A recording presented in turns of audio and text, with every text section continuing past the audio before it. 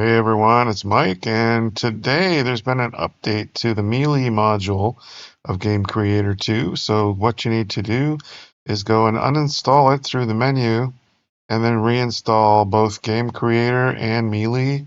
I normally just uninstall everything and reinstall what I need, so that it picks up the new version, because there is a new version of Game Creator Core and Melee, and one of the features in the Melee module is they've added a new Melee weapon UI component here. So I have a simple one set up in my scene here.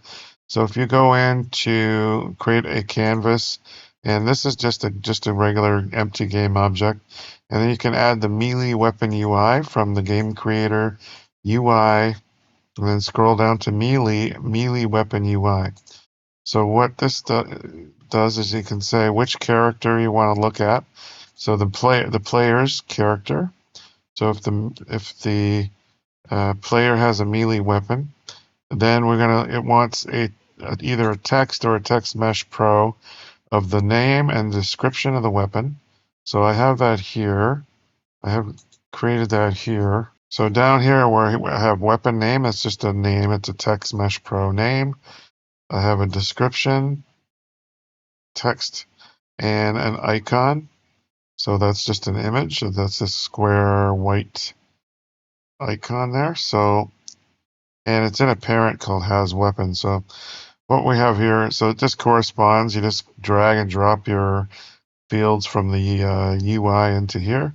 And this color, if you drag an icon into it, it will change the color of the icon to it'll overlay it with a color.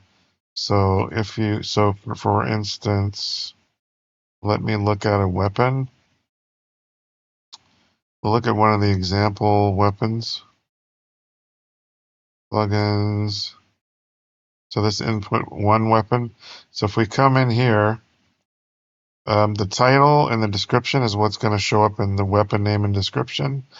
And the icon is this sprite here. You can set that sprite.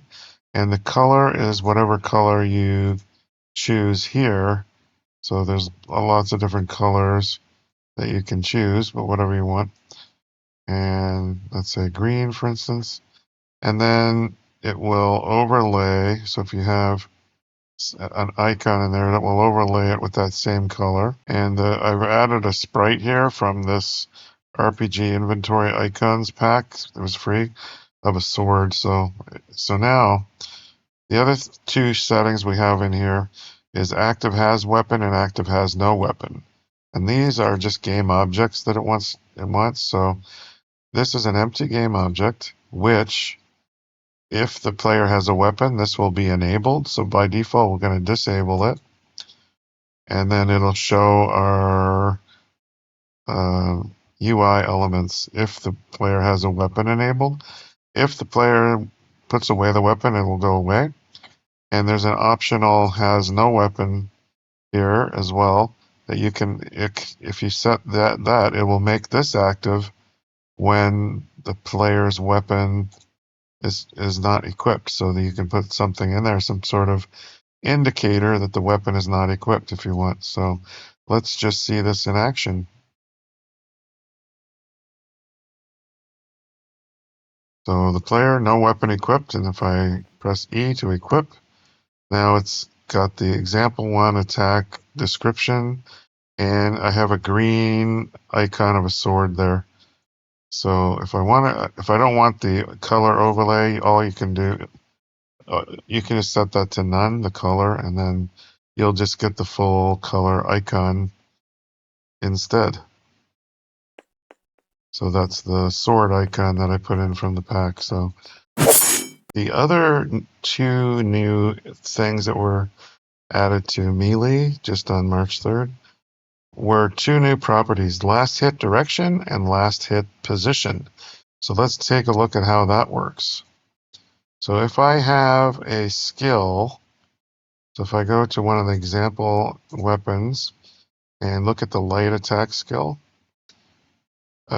you have an on-hit event. So if you take an on-hit event, so these new properties are last hit direction. So go melee last hit direction. So I'm doing a set direction instruction, and I'm setting a global variable, which is a vector3, a last hit direction vector3, and I'm setting a vector3 last hit position with the new melee last hit position returns the last melee hit position.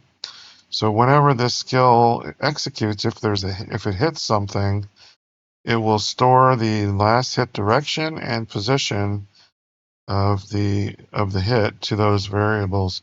So let me just go to my variable, and we'll see it at runtime. We can see it. So we have two vector3s here set to 0 currently.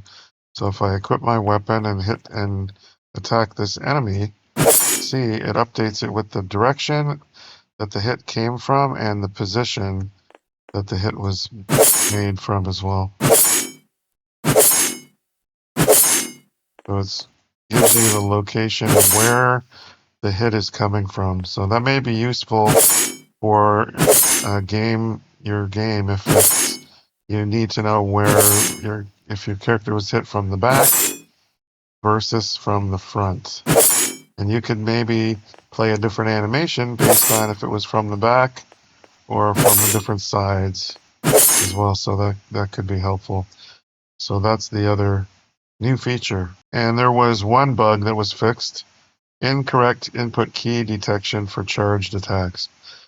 Some people were experiencing something to do with the input detection for charged attacks. I didn't have that problem myself, so I'm not sure about that. But